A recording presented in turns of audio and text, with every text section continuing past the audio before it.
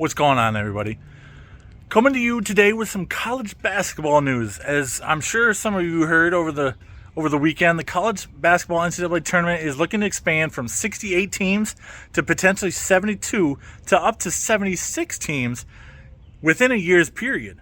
So just like the college football playoff has expanded from 4 to 12, now of course we see the college basketball March Madness looking to expand as well.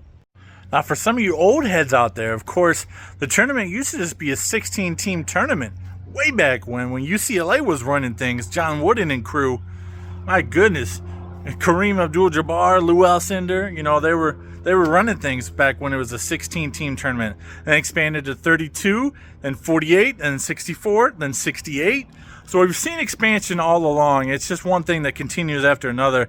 It's not going to stop. There's 300 and some odd Division I NCAA basketball teams. And so, this sort of makes sense, especially with the NCAA trying to make up money for lost funds now that they have to pay their athletes.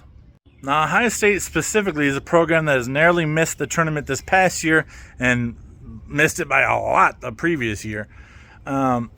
My thoughts on expansion, I'm not necessarily in favor. I don't think it's a terrible thing, but I have to say it waters the talent pool down. They're talking about adding, the 11 and 12 and 13 seeds to the playing games, and of course, expanding that dynamic for playing games. And so we'll see what happens with this expansion. I am torn. As a Buckeye fan, I see us going hopefully up on the upward trajectory.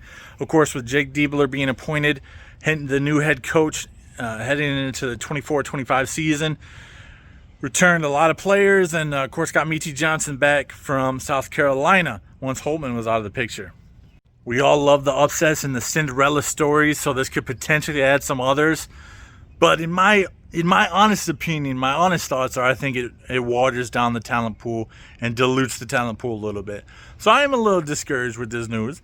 But hey, some will say the more the merrier, and I don't necessarily have a strong argument against them.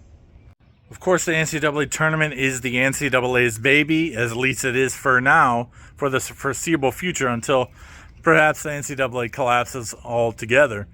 We'll see what transpires with that, if that were to come to be.